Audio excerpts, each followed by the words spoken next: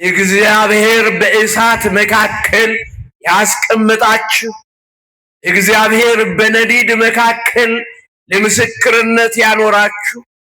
ሰውና እግዚአብሔር ተለያይተው በነበሩበት ዘመን እስራኤል ስለ በደላቸው፣ እስራኤል ስለ ክፋታቸው፣ እስራኤል ስለ ኃጢአታቸው፣ እስራኤልና እስራኤላውያን የሚኖሩባቸው ከተሞች በአጠቃላይ ከእግዚአብሔር ይልቅ አሸሼ ገዳሜ ስለመረጡ፣ ጭፈራ ስለመረጡ፣ ዘፈን ስለመረጡ፣ አምልኮ ጣዖት ስለመረጡ፣ ጥንቆላና ሟርት፣ መተት፣ አስማት፣ ግድያ ስለመረጡ እግዚአብሔር ዝም አላቸው።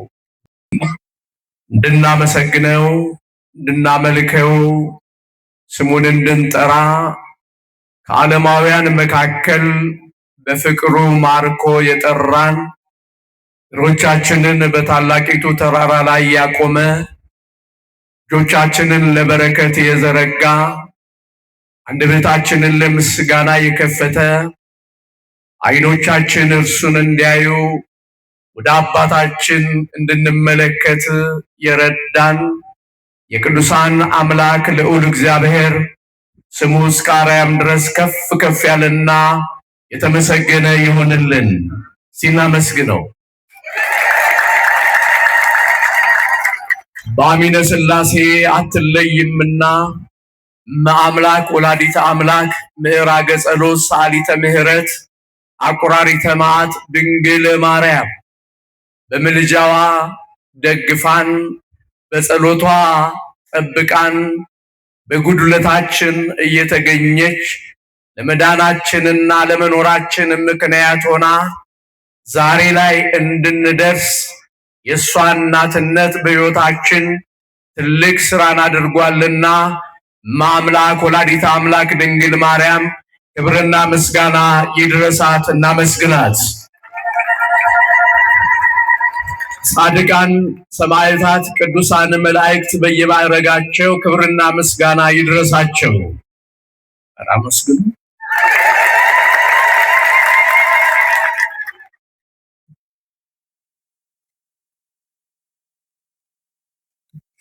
መልካም ዕድልን መርጣለች። የሉቃስ ወንጌል ምዕራፍ 10 ከቁጥር 42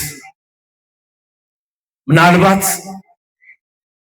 ከኔ ጋራ የምንቆየው ለጥቂት ደቂቃዎች ነው። ከኔ ይልቅ ቀደም ሲል ያስተማሩን መምህር በሚገባ አብራርተው አጣፍጠው ያስተማሩን ከበቂ በላይ ነው። ለመርሃ ግብር ለማሟላት ሰላምታ ሰጥቶ ለመመለስ እናንተም በዓይናችሁ አይታችሁ እኔም ደግሞ በዓይነ ሥጋ ቆሜ እንዴት ናችሁ ለማለት ያክል እንጂ የተነገረው የተባለው ከበቂ በላይ ነው። አንዳንድ ጊዜ እግዚአብሔር ሐሳበ ብዙ ነው።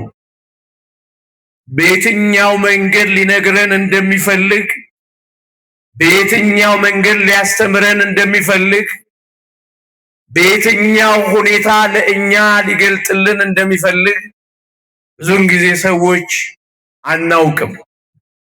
የሚያውቀው እርሱ ብቻ ነው።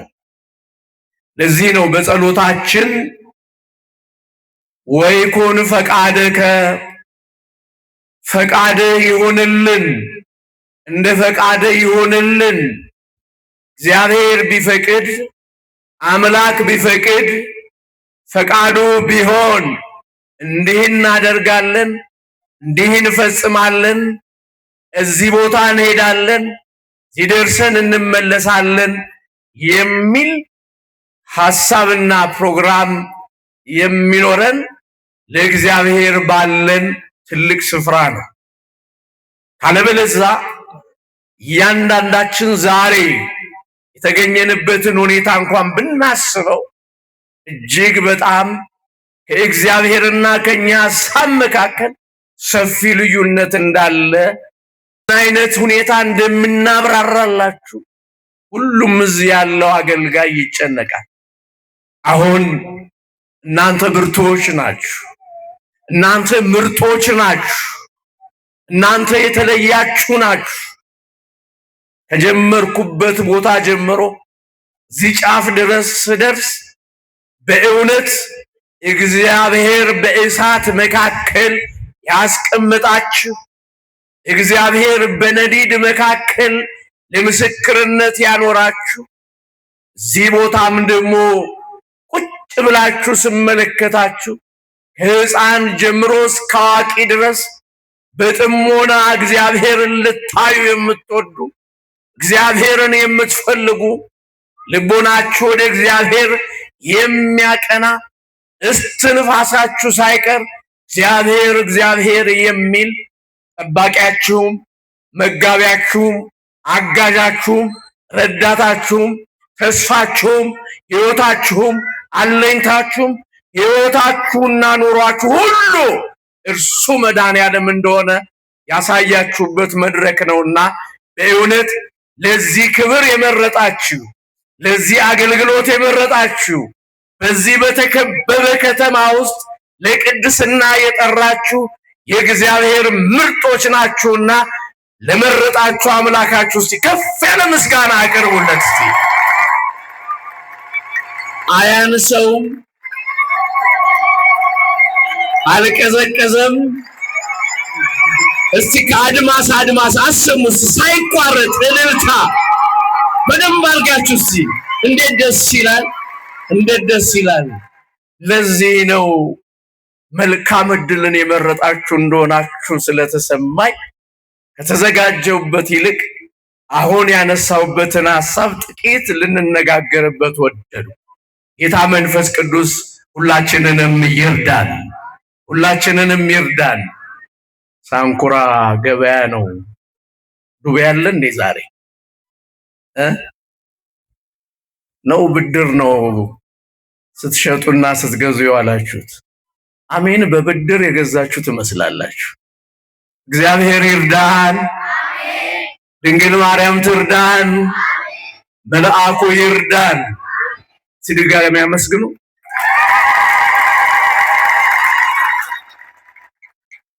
ከዚህ በበለጠ በኋላ ላይ ያው ቅድም ሲነገር እንደነበረው በጣም ድንቅ ድንቅ ዘማሪያን ናቸው ያሉት። በተለይ ዘማሪት እህታችን በሁለት በኩል ነው የእግዚአብሔርን ክብር የምትገልጠው። መሳሪያ ትጫወታለች፣ ትዘምራለች። ይሄ የተለየ ጸጋ ነውና ስራ ነው። ያው ታውቁታላችሁ። ምንም አዲስ ነገር የለውም። ቅድምም ተብሏል። እንደው ብዙ ብናበዛው መጠለፍ ነው የሚሆነውና በተለይ ብዙ ሴቶችን አያለው፣ ጥቂት ወንዶችም ቢሆኑ እንደው ሴቶችን ወክላ ዘማሪት እህታችን ስላለች ጸጋሽ ይብዛልሽ እኛም እንዳንቺ እንሆናለን ብላችሁ እግዚአብሔርን አመስግኑ። በኋላ ላይ ከእሷ ጋር እንግዲህ እንዴት አድርጋችሁ እንደምትዘምሩ እናያለን። መልካም ዕድልን መርጣለች። ይህንን ሐሳብ የተናገረው የኔና የናንተ ጌታ የኔና የናንተ አባት የድንግል ማርያም ልጅ ኢየሱስ ክርስቶስ ነው። ይህንን ሐሳብ የምናገኘው በሉቃስ ወንጌል ምዕራፍ 10 ከቁጥር 42 ላይ ነው። ነቢዩ ቅዱስ ኤርምያስ በትንቢተ ኤርምያስ ምዕራፍ 29 ከቁጥር 11 ላይ እንዲህ የሚል ሐሳብ ይነግረናል። ለእናንተ የማስባት ሐሳብ እኔ አውቃለሁ ይላል። ለእናንተ የማስባት ሐሳብ እኔ አውቃለሁ፣ ለእናንተ ያዘጋጀኋትን ሐሳብ እኔ አውቃለሁ ይህች ሐሳብ ለእናንተ ብቻ ያሰብኳት፣ ለእናንተ ብቻ ያዘጋጀኋት፣ ስለ እናንተ ብቻ የምትናገር፣ ስለ እናንተ ብቻ የምትመሰክር ሕያው የሆነች የእግዚአብሔር ሐሳብ ናት ይላል። እንዲህ ይላል፣ ለእናንተ የማስባትን ሐሳብ እኔ ያውቃለሁ ይላል እግዚአብሔር፣ ፍጻሜና ተስፋ ሰጣችሁ ዘንድ የሰላም ሐሳብ ነው እንጂ የክፉ ሐሳብ ከእንግዲህ ወደ እናንተ አይመጣም ይላል። የሰላም ሐሳብ እንጂ ክፉ ሐሳብ ወደ እናንተ ከእንግዲህ በኋላ አይመጣም ወይም አላመጣም ይላል የሰራዊት ጌታ እግዚአብሔር። ምንድነው ሊነግረን የፈለገው? እግዚአብሔር ምንድነው ሊገልጥልን የፈለገው?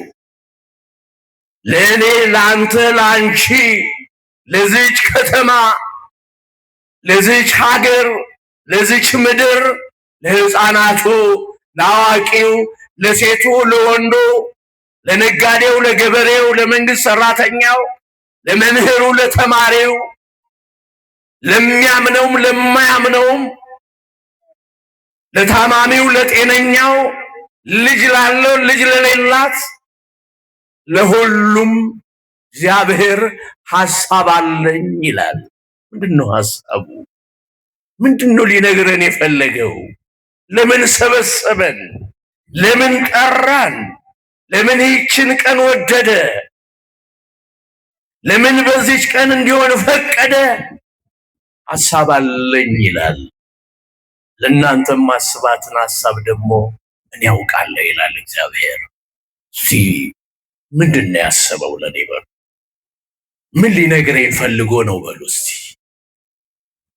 ያ ብላቴናው ሳሙኤል፣ ትንሹ ሳሙኤል የበፍታ ኤፉድ ለብሶ በቤተ መቅደስ በትህትና፣ በቅንነት፣ በትጋት፣ በንጽህና የአባቶችን ተልእኮ እየተቀበለ እግዚአብሔርን ያለ ስንፍና ያለ ድካም ያገለግል የነበረ የዛች የምስኪኗ ሐና ብቸኛ ልጅ፣ ለእግዚአብሔር የተሰጠ፣ ለእግዚአብሔር የተለየ፣ ለእግዚአብሔር የተቀባ፣ ለእግዚአብሔር የተወሰነ፣ ለእግዚአብሔር ናዝራዊ የተባለ በእግዚአብሔር ሐሳብ፣ በእግዚአብሔር ፍቃድ፣ በእግዚአብሔር ውሳኔ በቤተ መቅደስ ውስጥ እንዲመላለስ የተፈቀደለት ያ ብላቴና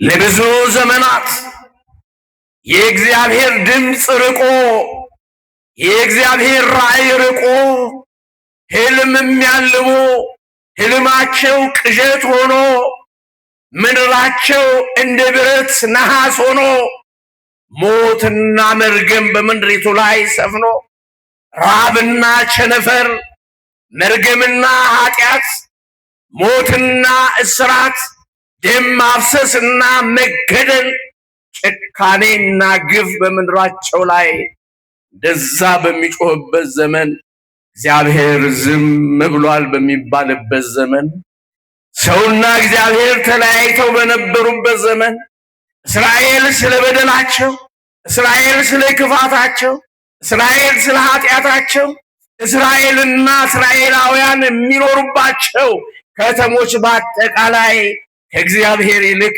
አሸሼ ገዳሜ ስለመረጡ፣ ጭፈራ ስለመረጡ፣ ዘፈን ስለመረጡ፣ አምልኮ ጣዖት ስለመረጡ፣ ጥንቆላና ሟርት፣ መተት፣ አስማት፣ ግድያ ስለመረጡ እግዚአብሔር ዝም አላቸው።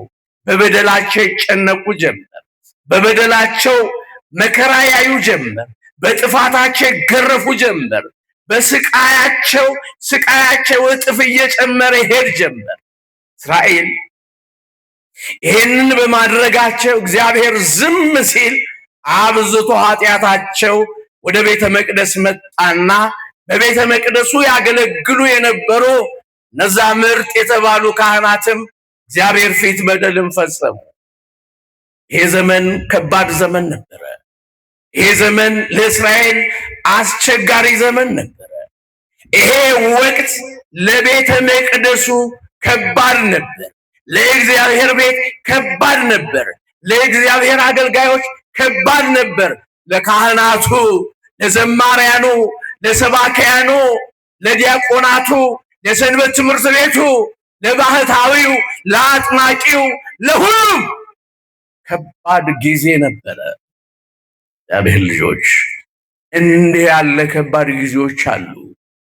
በእውነት ይልቁንም አሁን ባለንበት ወቅት ለክርስቲያኖች ከባድ የሚባል ጊዜ ነው። አንገት የሚያስደፋ ጊዜ ነው። አስጨናቂ ጊዜ ነው። ተስፋ የሚያስቆርጥ ጊዜ ነው። ጭልምልም ያለ ድንግዝግዝ ጊዜ ነው። ከቤተ መቅደስ እስከ ቤተ መንግስት በእያንዳንዱ እርምጃችን ወጥቶ መግባት ብርቅ የሆነበት ጊዜ ነው። ለመብላት ጭንቀት፣ ተኝቶ ለማደር ጭንቀት፣ ለጤናችን ጭንቀት፣ ለኑሯችን ጭንቀት፣ ለማስተማር ጭንቀት፣ የቤታችንን ጎዶሎ ለመሙላት ጭንቀት። ከባድ ጊዜ ነው፣ ግን ያልፋል። ግን ሁሉም ያልፋል። የማያልፈው እግዚአብሔር ሁሉንም ያሳልፋል። ምርጫችንን ካስተካከል፣ መንገዳችንን ካስተካከል፣ ጉዟችንን ካስተካከል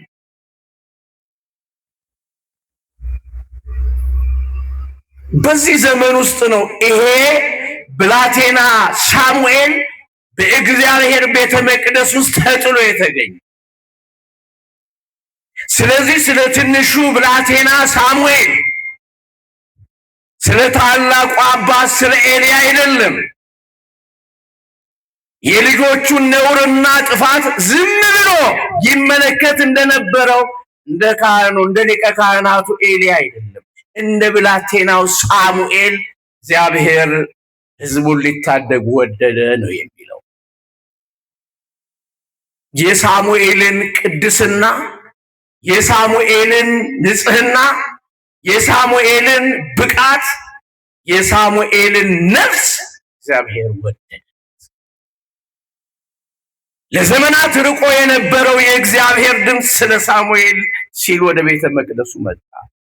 የእናንተ መኖር፣ ስለ እናንተ መኖር፣ ስለ እናንተ ክርስትና የሳንኩራ ምዕመናን፣ ስለ እናንተ ቅድስና፣ ስለ እናንተ በአስጨናቂ ሁኔታ ውስጥ መኖር እግዚአብሔር ይችን ምድር ሊመራት፣ ይችን ምድር ሊባርካት፣ ይችን ምድር ሊቀድሳት፣ ለምድራችን ፈውስ ሊሰጥ የታመነ አምላክ ነውና እንደ ሳሙኤል ምርጥ ሆናችሁ በመገኘታችሁ አምላካችሁን እስቲ አመስግኑት በደንብ አድርጋችሁ። ብዙ ስጋቶች ባሉበት፣ ብዙ ድካም ባለበት፣ ብዙ የሚያስፈሩ ነገሮች ባሉበት ሁኔታ ቤታችሁን ዘግታችሁ ኑሯችሁን ትታችሁ ንግዳችሁን ወደኋላ ብላችሁ ምርጫችሁን አስተካክላችሁ በመምጣታችሁ ስማችሁ በመንግሥተ ሰማያት በዘላለም መጽሐፍ ሊጻፍ የታመነ አምላካችሁ ሁሌም በእናንተ ልቦና ውስጥ ከፍ ብሎ ያበራል። ሳሙኤል የእግዚአብሔርን ድምፅ ሰማ፣ ተጠራ። ሳሙኤል ሳሙኤል ሳሙኤል። የእግዚአብሔር ድምፅ ሳሙኤልን ጠራው። ከቤተ መቅደስ ከጎዳና ላይ አልነበረም፣ ወይም ከበረሃ አልነበረም፣ ወይም ከወንዝ ዳር አልነበረም፣ ወይም ከጭፈራ ቤት፣ ወይም ከሽሻ ቤት፣ ወይም ከጫት ቤት፣ ወይም ከቁማር ቤት፣ ወይም ከጣዖት ቤት፣ ወይም ከሌላ ቦታ አልነበረም። በቤተ መቅደስ እንዲህ ባለ ሁኔታ ሳሙኤል ሳሙኤል ሳሙኤል የሚል የእግዚአብሔር ድምፅ ከዘመናት በኋላ መጣ። ምናልባት ቅድም ሕፃን ዕዝራ እየተባለ ነበር። ያኔ ሕፃን እያሉ ነበረ ሲጠሩት የነበረው። ያኔ ትዝ ይላችሁ እንደሆነ እሱም ቅድም ትዝታውን ነግሯችኋል።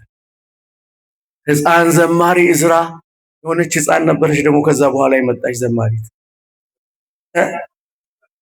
እንቆ ስላሴ እየተባለ ሰምታችኋል።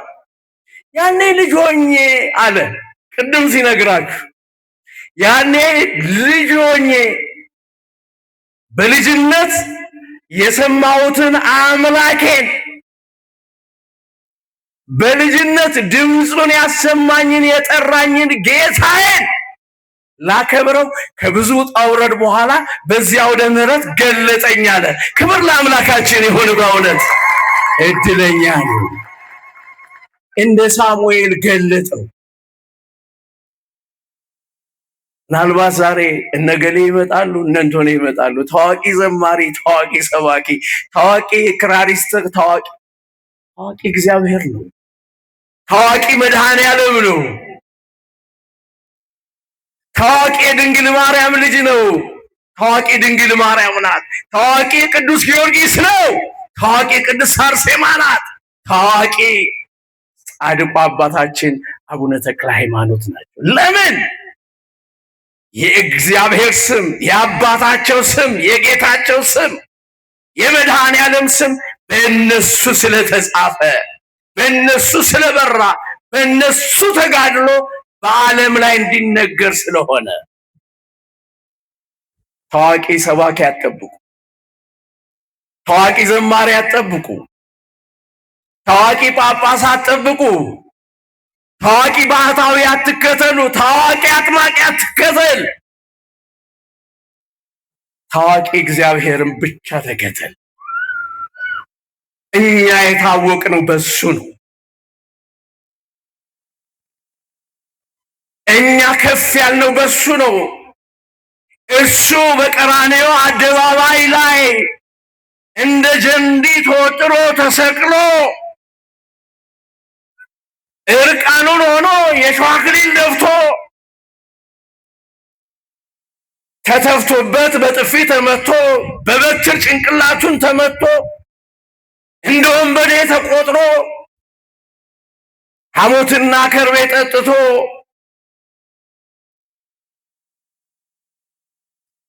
እንደማይታወቅ ሆኖ የደም ግባት እንደሌለው ሆኖ እንደ በደለኛ ተቆጥሮ እንደ ምስኪን ተቆጥሮ እንደ ወንጀለኛ ታይቶ የኛን ወንጀል፣ የኛን በደል፣ የኛን እርግማን በመስቀሉ ከገደለ በኋላ እኛን በማማ ላይ ከፍ አደረገን፣ በሰገነት ላይ ከፍ አደረገንና ታዋቂዎች እንድንሆን፣ የምንበዛ እንድንሆን፣ የምንናገር እንድንሆን፣ የምንኖር እንድንሆን አደረገን። ክብር ለመድኃኔዓለም ይሆንልን። እናንተ መድኃኔዓለም ባያበዛችሁ ኖሮ የተወረወረው ድንጋይ ሁሉንም ጨርሶ እኮ ነበረ። መድኃኔዓለም ባይጠብቃችሁ ኖሮ የተወረወረው ሰይፍ እኮ ሁላችሁንም ጨርሶ ነበረ። መድኃኔዓለም ከፍ ባያደርጋችሁ በቁጥርማ ትንሽ ናችሁ፣ ግን በስምስ በሕይወትስ ከፍ ያላችሁ ናችሁ፣ የበዛችሁ ናችሁ። እንደ አንበሳ ደቦል ይለዋል እዛ ላይ ዮሐንስ ላይ። እንደ አንበሳ ደቦል ገና ክርስቲያኖች የተዋህዶ ልጆች ስትባሉ የምታስፈሩ፣ የምታስደነግጡ፣ የምታስበረግጉ እንድትሆኑ ያደረጋችሁ አንበሳው ኢየሱስ ክርስቶስ በሰገነት ላይ መድኃኔዓለም በሰገነት ላይ ከፍ ስላደረጋችሁና ስላኖራችሁ ነው። ክብር ምስጋና ለአምላካችን ይሁንልን። ከዚህ ውጭ የለም። የዘማሪው ታዋቂነት በርሱ ነው። የሰባኪው ታዋቂነት በርሱ ነው። ይሄን መስቀል ባንይዝ ማን ያውቀናል? ይሄን ቀሚስ ባንለብስ ማን ያውቀናል? ይሄንን ቅዱስ መጽሐፍ ባንሸከም ማን ያውቀናል? ማንም። ስለ አንተ ቀኑን ሙሉ ምን እንላለን? እንገደላለን። ስለምን? ስለ ወንጌል። ስለምን? ስለ መስቀል። ስለምን? ስለ ስሙ። ስለ ስሙ ስለ ስሙ ጎል ገባ መሰለኝ። የዛ ጩኸት አለ። እስቲ እናንተም ማስገቧ ታዲያ። እልልታና ጭብጨባ ስለ ጌታችን። ዓለም እንዴ ነው? እዛም እልል ይላል፣ እዛም ይጮሃል፣ እኛም እንጮሃለን።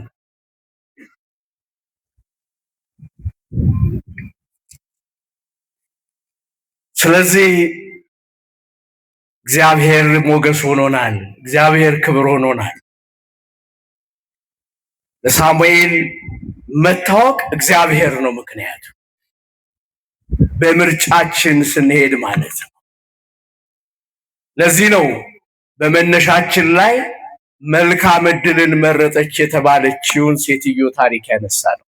ይሄ በዚህ በሉቃስ ወንጌል ምዕራፍ 10 ላይ የምናገኘው ታሪክ ነው። ታሪኩን ብዙ ጊዜ በተለያየ መድረክ ላይ የተሻሉ ብቃት ያላቸው መምህራን ሰብከውታል። ይሄንን ቃል ጌታችን መድኃኒታችን ኢየሱስ ክርስቶስ ነው የተናገረው። ስለ አንዲት ሴት ነው የተናገረው። አንዲት ምስኪን፣ አንዲት ለየት ያለች ሴት፣ አንዲት ምርጥ ሴት በነፍሷም በስጋዋም እግዚአብሔርን ያከበረች። ስለዚች ሴት በተለይ የዮሐንስ ወንጌል ምዕራፍ 11 ላይ ከነቤተሰቧ ማንነቷን ይነግረናል። ከዛ ይልቅ በዮሐንስ ወንጌል ምዕራፍ 12 ላይ ይህችን ሴት እንዴት እንደሚገልጣት እናይና ወደ ማጠቃለያችን እንመጣለን። በዚህ በዮሐንስ ወንጌል ምዕራፍ 12 ከቁጥር 1 ጀምሮ እንዲህ የሚል ሐሳብ አለ። ፋሲካ ከሚውልበት ከስድስተኛው ቀን ወደ ደብረ ታቦር ሊወጣ ባለበት ቀደም ብሎ በስድስተኛው ቀን አስቀድሞ ጌታችን ኢየሱስ ከሙታን ያስነሳው አልዓዛር ወደ ነበረበት ወደ ቢታንያ መጣ። የዚህ ሴት መኖሪያዋ ቢታንያ ይባላል። ቢታንያ የድሆች ከተማ ናት። ቢታንያ የድሆች መንደር ናት።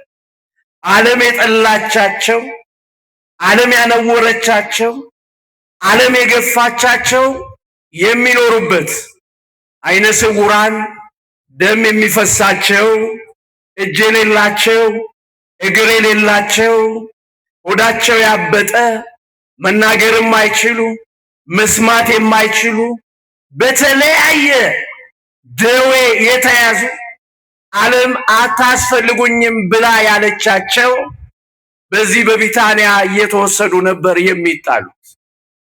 እግዚአብሔር ግን ይችን የድሆች መንደር አልናቃትም ነው። ይችን የድሆች ከተማ አልናቃትም ነው። ይችን የድሆች ሰፈር አልተዋትም ነበር። በዛ ይመላለስ ነበር። በዛች በድሆች መንደር ሲመላለስ የቁስለኞቹ ሽታ፣ የታማሚዎቹ ሽታ፣ አጋንንት ያደሩባቸው ጩኸት፣ የድሆቹ ልመና አያስጨንቀውም ነበር፣ ይልቅ ያዝንላቸው ነበር። በዚች ከተማ ውስጥ ካሉ ቤተሰቦች መካከል ደግሞ በዚህ በመገፋት ውስጥ ያሉ ማርያም፣ ማርታና አልዓዛር የሚባሉ ቤተሰቦች አሉ። እነዚህ ቤተሰቦች ለእግዚአብሔር ቅርብ ናቸው፣ ለጌታ ቅርብ ናቸው። ጌታ በዛ ሲያልፍ እነሱ ቤት ገብቶ ተስተናግዶ አስተምሯቸው፣ አጽናንቷቸው፣ ባርኳቸው፣ አጎልብቷቸው ነው የሚያልፉ። እነሱ ይወዱታል፣ እሱም ይወዳቸዋል። ታዲያ በዚህ ምክንያት ነው ጌታችን ፋሲካ ከሚውልበት ከስድስተኛው ቀን አስቀድሞ ጌታ ኢየሱስ ከሙታን ያስነሳው አልዓዛር ወደ ነበረበት ወደ ቢታንያ መጣና በዚያም ቤት ተቀመጠ፣ ምሳም አቀረቡለት ይላል። ጌታ መድኃኔዓለም ወደ ሁላችንም ቤት ይግባ፣ ወደ ከተማችን ይግባ፣ ወደ ልባችን ይግባ፣ ወደ ሕይወታችን ይግባ፣ ወደ ነፍሳችን እረፍት ይግባ። ይግባል። እሱ ሲገባ ሁሉ ሰላም አለው። ማዕድ አቀረቡለት፣ የተገኘውን አቀረቡለት፣ ምርጥ ያሉትን አቀረቡለት። ምግቡን ባርኮ ቀድሶ ለሌሎችም ሰጥቶ ተመገበ። ከዚህ በኋላ ነው የሚገርመው ታሪክ የሚከሰተው። ይህን ዝግጅት ያዘጋጀችው ማርታ ናት። ማርያም ግን ከምግቡ ዝግጅት በኋላ ብድግ አለችና አንድ ታላቅ ነገር አደረገች። የሚገርም ነገር አደረገች። የሚያስደስት ለሁሉም ትንግርት የሚባል ነገር አደረገች። እንዲህ ይለናል። ማርታም ታስተናግድ ነበረ። አብረውት ምሳ ከበሉም በኋላ ከማን ጋራ? ከጌታ ጋራ ምሳ ከበሉም በኋላ አንዱ አልዓዛር ነበረ። ማርያምም ከምሳ በኋላ ተነሳች፣ በእጇ የተጠቀለለ ነገር ይዛለች፣ ወደ ጌታ ቀረበች። የተጠቀለለውንም መሸፈኛ አነሳችው። ካነሳችው በኋላ ወደ ጌታ እግር ስር በርከክ አለች። በጉልባቷ ልዩ የሆነ ስጦታ ልሰጠው ለመረጣት፣ ለወደዳት፣ ላከበራት፣ ላልጠላት፣ ላልተጸየፋት፣ ላላነወራት በነፍሱ ተወራርዶ ለወደዳት ጌታ ስጦታ ምንን ስጠኝ? ምንን ስጠኝ? ምንን ስጠኝ? እስቲ እኔ ለጌታዬ ስጦታ አለኝ የምትሉ እስቲ እጃችሁን ከፍ አድርጉ። እስቲ ለጌታዬ ስጦታ አለኝ፣ ለመድኃኔዓለም ስጦታ እስቲ ከፍ አድርጉት። አይዟችሁ፣ ብዙ እኮ አይደለም የምትቸገሩት። እስቲ ከፍ አድርጉ። ለሱ ስጦታ አለኝ፣ ለወደደኝ፣ ላከበረኝ፣ ለጠራኝ፣ ላበዛኝ። ሲያመስግኑት በዚህ እጃችሁ አመስግኑ።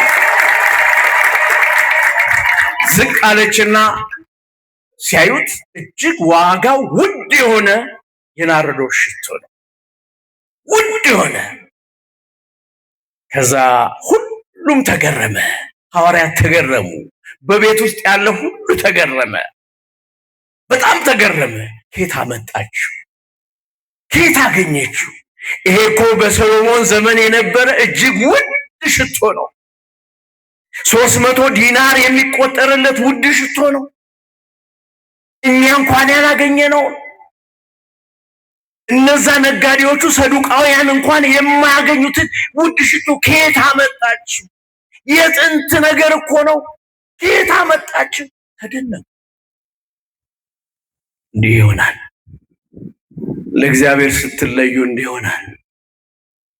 ዓለም ያጉረመርማል። በዙሪያ ያለ ሁሉ ያጉረመርማል። እናንተ ስትቀየሩ፣ እናንተ ስትለወጡ፣ ውዴ ላላችሁት ውድ ሆናችሁ ስትገኙ፣ በእንባ ዝቅ ስትሉለት፣ ጠዋት በኪዳኑ በቅዳሴው ሰርክ በመላው በስጦታው በምጽዋቱ በአገልግሎቱ ስትሳተፉ ሁሉም እጁን አፉ ላይ ይጭናል። ምን አግኝቶ ነው ይላል። ስትቀየሩ ምን አግኝቶ ነው ይላችኋል። ከየት አምጥቶ ነው ይላችኋል። ምን አድርጎ ነው? የትኛው አዋቂ ጋር ሄዶ ይሆን? የትኛው ጠንቋይ ጋር ሄዶ ይሆን? የትኛው መተተኛ ጋር ሄዶ ይሆን? እኮ ጅብ ጋልቦ ነው፣ አህያ ጋልቦ ነው ሸዋል። እናንተ ግን የተጠጋችሁት ወደ መድኃኔ ዓለም ነው፣ ወደ ነፍሳችሁ ረፍት ነው። ማርያም እንተ እፍረት ማርያም እህተ ማርታ ወደ መረጠችው ጌታ ዝቅ አለች፣ በጉልበቷ ተንበረከከች።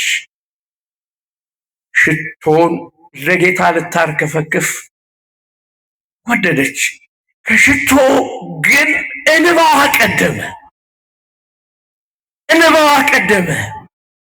እንባዋ በጉንጮቿ ላይ እንደ ጅረቷ መፍሰስ ጀመሩ። በቤቴ የተገኘው ያልናከኝ ጌታዬ፣ ያልተውከኝ ጌታዬ፣ እኔ ኃጢአተኛ፣ እኔ አመንዝራ፣ እኔ የተውኩ፣ እኔ ረሳው፣ እኔ ካድኩ፣ ሰውነቴን በበደል ያሰቃየው ያጨቀየው ነውረኛ አመንዝራ ይሆን ብዙ እድፍ፣ ብዙ መከራ፣ ብዙ ችግር ያለብኝ እንዴት ጌታዬ ሆይ ትቀበለኛለህ? እንዴት ትቀበለኛለህ? እንዴት ከቤቴ ጣሪያ ልትገባ ትችላለህ? እንባዋ ቀደመ። ማልቀስ ጀመረች። ፍቅሯ እንዲህ ነበረ። ጌታ ፍቅር እንዲህ ያደርጋል። አብዝታችሁ ስትወዱ እንዲህ ነው። አብዝታችሁ ስትቀርቡት እንዲህ ነው። አለቀሰች። ሽቶውን ሰበረችው። ዝቅ ብላ ከእግሩ ጀመረች። እግሩን፣ ጉልበቶቹን፣ ልብሱን ከፍ ብላ ፀጉሩ ላይ ሽቶውን ነሰነሰች። ለእናንተ ጌታ፣ ለእኔና ለእናንተ አባት፣ ለእኔና ለእናንተ ጌታ ለኢየሱስ ክርስቶስ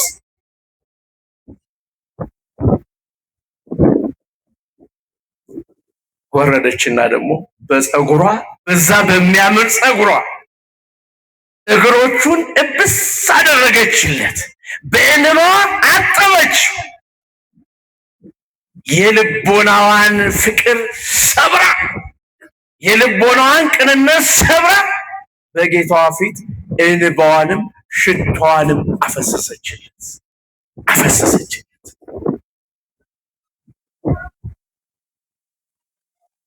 ይህ ትገርማለች። ዛሬ ስንቶቹ ናቸው እህቶቻችን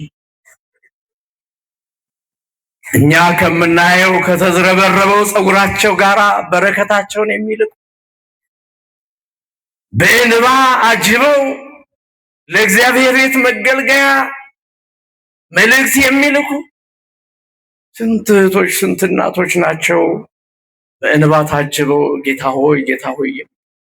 እኛ ያላየናቸው ጌታ ያያቸው፣ እኛ ያላስተዋልናቸው እሱ ያስተዋላቸው። ውረዱ እንደ ማርያም። በፀጉሯም ማሸችው።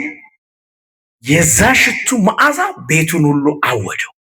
ቤቱን ሁሉ ቤት እንዴት ደስ ይላል! ሰይጣኑን ከእንባ ጋራ፣ ዘቢቡን ከእንባ ጋራ፣ ስጦታውን ከእንባ ጋራ፣ መጎናጸፊያውን፣ መገራጃውን፣ መገበሪያውን ከእንባ ጋር ለጌታችሁ አምጡ። እስቲ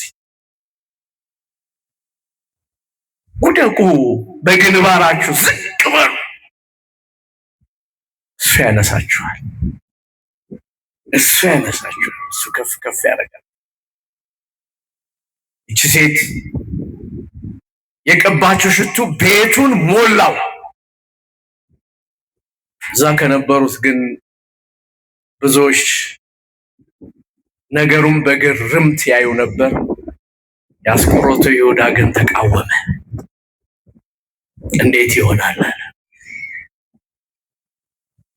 እግዚአብሔር ግን ጌታ ግን እሷ ያደረገችው መልካም እንደሆነ በጎ ምርጫ እንደሆነ አስታውሶ መልስ ሰጣቸው። ከዚህ በኋላ ያለውን ታሪክ እናንተ አንብቡት። ሴት ናት። የአልዓዛር እህት የማርታ እህት ማርያም አሁን ደግሞ በሉቃስ ወንጌል ምዕራፍ 10 ላይ እናገኛታለን። እንደዚሁ ጊዜ ጌታ ወደ ቤታቸው ገባ። ፈጥና ማርታ ወደ ጓዳ ገባች። እንጀራውን፣ ወጡን፣ ቡናውን፣ ሻዩን ለእንግዳ የሚሆነውን ለማድረግ። ይህች ግን አጥብቃ የወደደች አጥብቃ የናፈቀች ነፍሷ ቤዛ የሆነላትን ጌታዋን ውዴን ፈልጋ ያገኘች በሌሊት በጨለማ አሳዩኝ እያለች ፈልጋ በበረሃ ተንከራታ የእሷ የሆነውን ውዷን ያገኘችው በፍቅሩ የተነደፈችው ማርያም ወደ ጓዳ ሄደች። ንቅንቅ አለች። ከመጣ ጀምሮ እግሩ ስር ቁጭ አለች። ትላንትም እግሩ ስር፣ ዛሬም እግሩ ስር። ምርጫዬ ነው፣ ይሄ ነው። ደስ አላት። ይነግራት ጀመር። ቃሉን ያፈስላት ጀመር። እጆቹን አንስቶ ፀጉሮቿን፣ ትከሻዋን ሁሉ ነፍሷን ይዳስሰው ጀመር። ምኗን ይዳስሰው ጀመር? ምኗን ይዳስሰው ጀመር? ነፍሷን ይዳስሰው ጀመር። ጌታ በትምህርቱ፣ ጌታ በቃሉ ልቧን ይዳስሰው ጀመረ። አንደበቷን ይዳስሰው ጀመረ። በመንፈስ ቅዱስ ኃይል ሕይወቷን ይበረብረው ጀመረ። እሷም እንደ ትላንቱ በእንባ ትሰማው ጀመር፣ በልቅሶ ትሰማው ጀመር። ትላንት የጸጸት ነበር ያለቀሰችው፣ ዛሬ ግን የፍቅር፣ ዛሬ ግን የተስፋ፣ ዛሬ ግን የደስታ ሲቃ የተናነቃት አዳመጠች። በጓዳ ያለችው እህቷ ማርታ ሰራች፣ በጣም ደከመች። አልሞላላት፣ አልተሳካላት። ብታይ እህቷ አታግዛትም። በመጨረሻ ግን ከጓዳ ወጣችና ጌታ ሆይ እንዲህ ስደክም፣ እንዲህ ስለፋ፣ እንዲህ ስወጣ ስወር እህቴ ዝም ብላ ነው እያየችኝ ያለችው። እባክህ እንድታግዘኝ አንድ ቃል ንገራት፣ ወደ እኔ ላካት ብላ መለከተች። ጌታ እንዲህ አላት፣ ማርታ ማርታ፣ የሚያስፈልገው ጥቂት ነው፣ አንቺ ግን በብዙ ደከምሽ። ማርያምስ የማይቀሟትን መልካም ዕድልን መርጣለች። አንቺ ለምድራዊው ደከምሽ፣ ማርያም ለሰማያዊው ደከመች። አንቺ ምድራዊው ቁሳቁስ መረጥሽ፣ ሰማያዊውን ሀብት መረጠች። አንቺ ወደ ምድራዊው ጉዳይ ያዘነበልሽ፣ እሷ ግን ወደ ሰማያዊው ጉዳይ ያዘነበለች። አንቺ በሚያልፈው ተጨነቅሽ፣ እሷ በማያልፈው ላይ ወደቀች። አንቺ በሚያልቀው በሚደቀው ነገር ላይ እጅግ ጉልበትሽንም ዕውቀትሽንም ጊዜሽንም አባከንሽ። እሷ ግን የማያልፈውን አልፋ ኦሜጋ የተባለውን ጌታዋን መረጠች። ትርፍ አይደለም ዋና የሆነው እርሱን መረጠች። የዘላለም ቤቷን መረጠች። የዘላለም ጎጆዋን መረጠች። የዘላለም ሕይወቷን መረጠች። የዘላለም ደስታዋን መረጠች። የዘላለም ሰላሟን መረጠች። የዘላለም የሆነውን በረከቷን መረጠች። አሁን ምርጫችሁን አስተካክሉ። ሰላማችሁን፣ በረከታችሁን የምታገኙበት ምርጫ ይህ ነው። በምድር ያለው ጥቂት ነው የሚያስፈልገው። ወደ ሰማይ እንይ፣ ወደ ሰማይ እንጓዝ።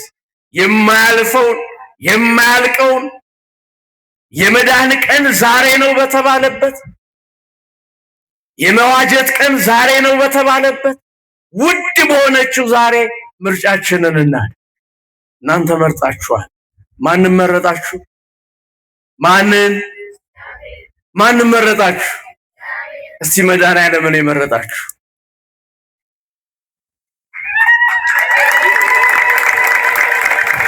አይመስለኝም። የማያልፈውና የሚያልፈውን ነው የመረጣችሁት። እንደ ማርያም ነው እንደ ማርታ? እስቲ እንደ ማርታ እንደ ማርያም ነኝ የምትሉ እንደ ማርያም ነው ምርጫዬ።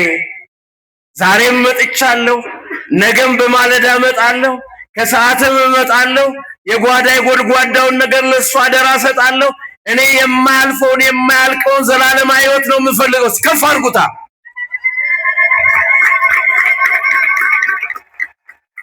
ማርያምስ የማይቀሟትን በጎ እድልን መረጠች፣ መልካም እድልን መረጠች። ዛሬ የእናንተ ምርጫ ትክክል ነው።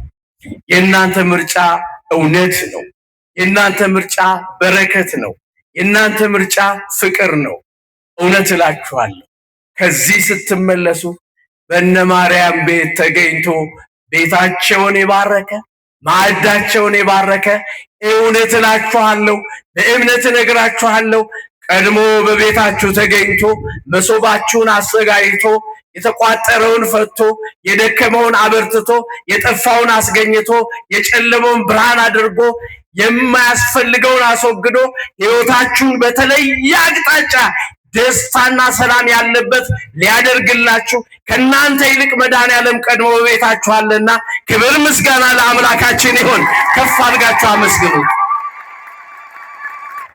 ስለዚህ ያነሳነውም ምርጫችሁ ላይ ትክክል አይደላችሁም ለማለት ሳይሆን ጥርጣሬ አለን ለማለት ሳይሆን ምርጫችሁን አጠንክራችሁ እንድትይዙ ነው። ዛሬ የመረጣችሁትን ነገም እንድትቀጥሉበት ነው። የመረጣችሁትን ምርጫ ትክክለኛ ነው ለማለት ነው። ማርያምስ መልካም እድልን መረጠች። እስቲ በሉ እስቲ እንደገና እኔም በሉ እስቲ እኔም መልካም እድልን መርጫለሁ። ዛሬ ወንጌል ያዘጋጁት ወንድሞች እህቶች ምርጫቸው መልካም ነው አይደለም? መልካም ነው። ዛሬ በዚህ መተው ያገለግሉት ምርጫቸው መልካም ነው አይደለም? መልካም ነው። ዛሬ በዚህ አውደ ምሕረት ተሰብስባችሁ እያመለካችሁ እየሰማችሁ እያገለገላችሁ እየዘመራችሁ እልል እያላችሁ ያላችሁ ክርስቲያኖች ምርጫችሁ እስቲ ትክክል ለመሆኑ ከፍ አድርጋችሁ አመስግኑት።